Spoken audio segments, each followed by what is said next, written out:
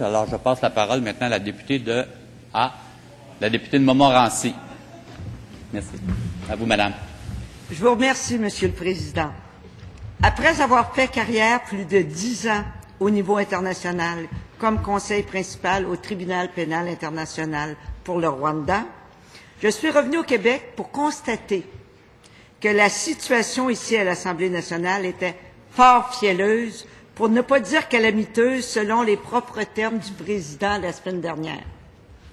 C'est alors qu'après avoir défendu des gens de tous les milieux durant plus de 30 ans comme avocate devant les instances nationales et internationales, j'ai décidé de participer à la vie politique afin de représenter des citoyens et citoyennes de tous les milieux et de travailler uniquement pour leur bien afin qu'ils aient une vie meilleure.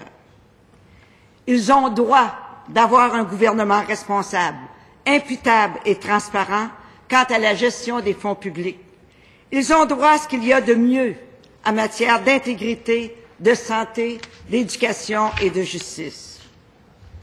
Mais si je suis ici aujourd'hui, c'est grâce à mon époux Gilles, avec qui je suis mariée depuis presque 45 ans, à mes 3 fils et aussi à mes frères et sœurs qui m'ont tous constamment encouragé et appuyé dans tous mes projets. Et Dieu sait si j'en ai eu beaucoup dans ma vie. Ils m'ont toujours aimé, c'est réciproque. Aussi, je les remercie du plus profond de mon cœur. Je salue également mes 6 petits-enfants.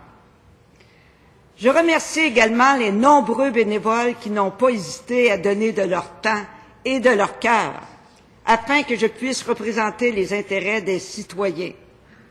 Malheureusement, je ne peux les nommer tous. Cependant, je tiens à souligner le travail exceptionnel de mon directeur de campagne, David Bouchard. Et merci également à Yvon Carreau. Je désire témoigner ma plus vive reconnaissance à mon chef du 2e groupe d'opposition et député de l'Assomption, qui m'a fait confiance en me choisissant comme candidate. Il a fait un excellent choix. Je désire témoigner de ma plus grande reconnaissance aux électeurs du comté de Montmorency, qui m'ont démontré leur confiance en m'accordant leur appui le 4 septembre dernier. Je m'adresse à eux pour leur dire que je suis la députée de tous les citoyens et citoyennes de ce beau comté, borné du fleuve Saint-Laurent au sud et des magnifiques montagnes, les Laurentides au nord, des chutes Montmorency à l'est et du comté de Jean-Lesage à l'ouest. Je désire en tout premier lieu féliciter 2 personnes de mon comté, soit Antoine Valois-Fortier, qui a gagné une médaille de bronze en judo aux Jeux olympiques de Londres. Quelle belle jeunesse! Et M. Marc-André Carreau, qui a obtenu le prix bénévolat de l'Or Morin en loisirs et sport. Merci, M. Carreau.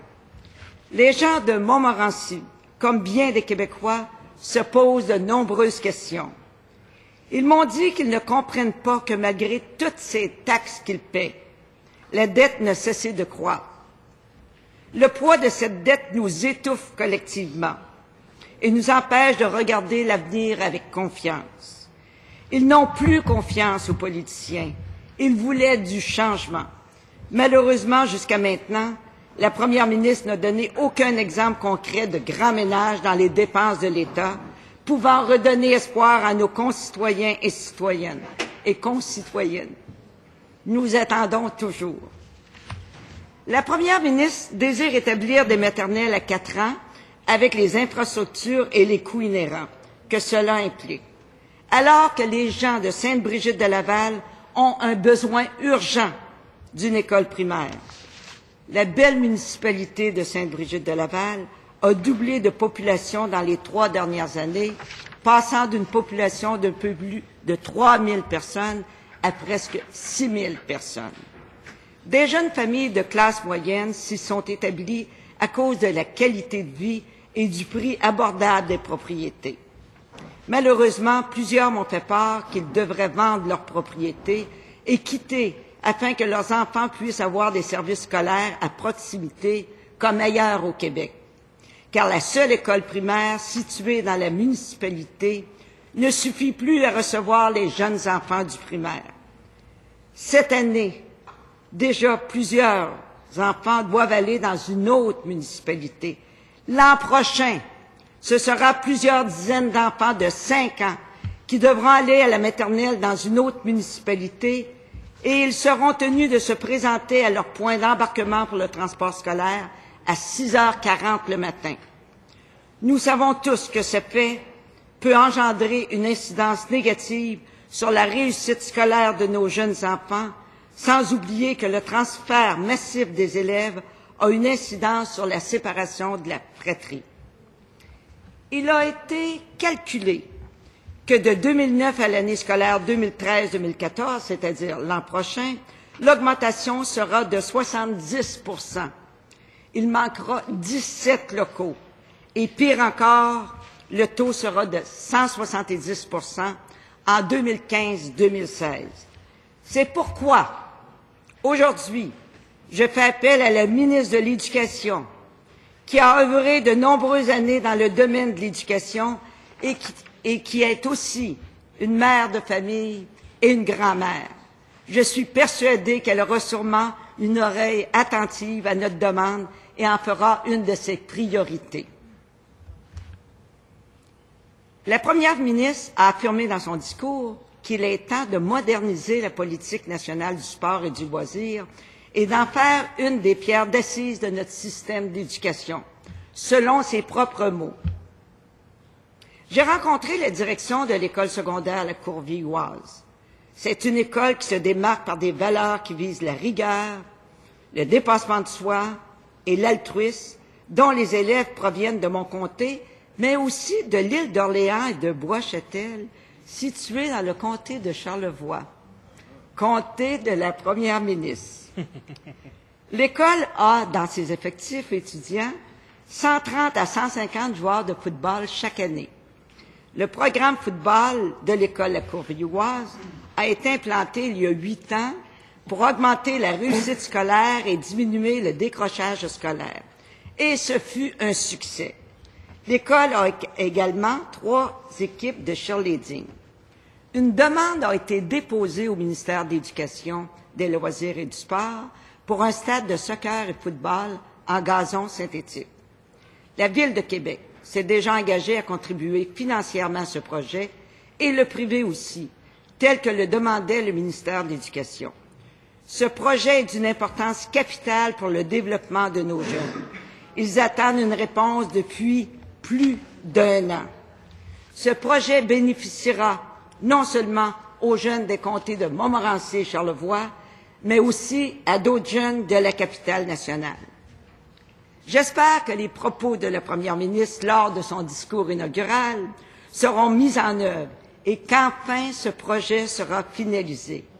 Car nous savons tous que la participation à des activités physiques et sportives a un effet sur la performance, la persévérance et la réussite scolaire de nos jeunes. J'ai aussi rencontré de nombreux aînés, certains dans les centres d'hébergement de longue durée, d'autres qui demeuraient dans leur résidence, mais tous ont un point en commun. Ils ont besoin de soins de santé appropriés à leurs conditions.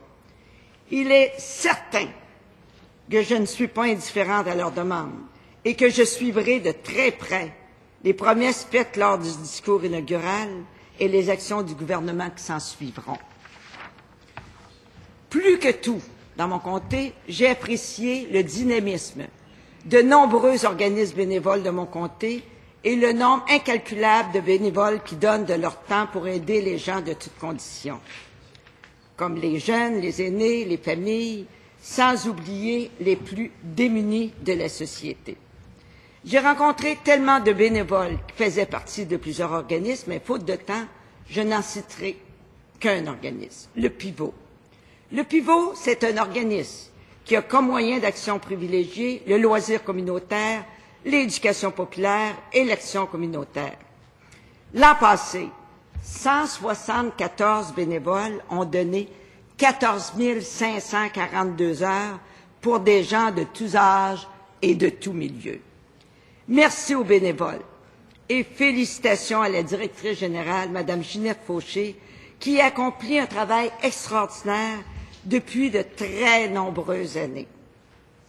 Tout cela est une infime partie de mon beau comté.